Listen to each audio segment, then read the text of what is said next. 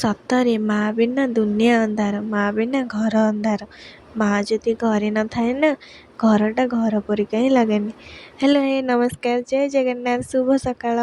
ମୁଁ ୱେଲକମ୍ କରୁଛି ମୋର ୟୁଟ୍ୟୁବ୍ ଚ୍ୟାନେଲ୍କୁ ଏବଂ ନ୍ୟୁ ମିନି ବ୍ଲଗ୍କୁ।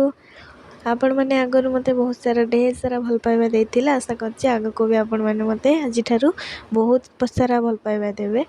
ତ ସକାଳେ ଆଜି ଉଠି ମୋର ସବୁ କାମକୁ ସାରି ଦେଇଥିଲି। ମାମା ଆଜି ଘରେ ନଥିଲେ, ମୋତେ ଛାଡ଼ିକି ଏକା ଘରେ। ସେ ଆଜି ଗୋଟେ ଆମର ରିଲେଟିଭ୍ଙ୍କ ଘରକୁ ଯାଇଛନ୍ତି, ସେଥିପାଇଁ ମୋତେ ଆଜି ସବୁ ଘର କାମ କରିବାକୁ ପଡ଼ିଥିଲା, ଯେଉଁଟାକି ମୋତେ ବହୁତ କଷ୍ଟ ହେଲା, କାରଣ ଏକୁଟିଆ ମୁଁ ଏତେ କାମ କେବେ କରିନଥିଲି।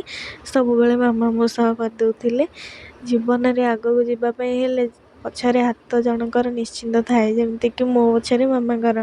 କେତେବେଳେ ବି ମୁଁ ଏତେ ସବୁ କାମ କରିନଥିଲି, ଯେମିତି ଆଜି ଏତେ ସବୁ କାମ କରିଥିଲି। ମୁଁ ଗୁଡ଼ୁନୁକୁ ଦେଖୁନାହାନ୍ତି, ଗଧ ଏପର୍ଯ୍ୟନ୍ତ ଉଠି ନାହାନ୍ତି, କିନ୍ତୁ ମୁଁ ଏତେ କାମ କରିସାରିଲିଣି। ତାପରେ ମୁଁ ମୋର କାମ ସବୁ ସାରି ଦେଇଥିଲି।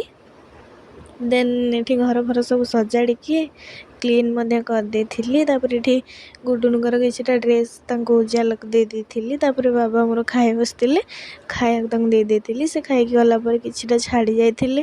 ସେ ଖାଇବାରେ ଯେଉଁ ଶାନ୍ତି, ଆଉ କେଉଁଥିରେ ଏତେ ଶାନ୍ତି ମୋତେ ମିଳେନି। ତାପରେ ମୁଁ ବି ମୋ ପେଟ ପୂଜା କରିଦେଲି। ଦେନ୍ ଗୁଡ଼ୁନୁ ମୋତେ ଟାଟା କରି ତାଙ୍କ ସପ୍କୁ ପଳେଇଲେ। ତାପରେ ମୁଁ ଏଠି ପାଣି ବୋତଲ ଯାଇଥିଲି ଆଣିବା ପାଇଁ। ଦେନ୍ ଲୁଗାପଟା ଶୁଖି ଯାଇଥିଲା, ତାକୁ ଆସିକି ନେଇଯାଇଥିଲି। ସବୁ କିଛିକୁ ନେଇକି ପୁଣି ଥରେ ଘରେ ତାକୁ ସାଇଜ୍ ସୁଇଜ୍ କରି ରଖିଦେଇଥିଲି। ତାପରେ ଗୁଡ଼ୁନୁଙ୍କର କିଛି ଡ୍ରେସ୍ ଆଇରନ୍ କରିବାର ଥିଲା, ସେସବୁକୁ ମଧ୍ୟ କାଢ଼ିକି ଆଣିଥିଲି ଭାରି। ଏଣ୍ଟରଟେନମେଣ୍ଟ ଟିକେ ନହେଲେ ହାତ ତ ଚାଲିବନି ନା, ସେଥିପାଇଁ ଏଠି ଟିଭି ଦେଖି ଦେଖି ମୁଁ ଏଠି ଆଇରନ୍ କରିଥିଲି।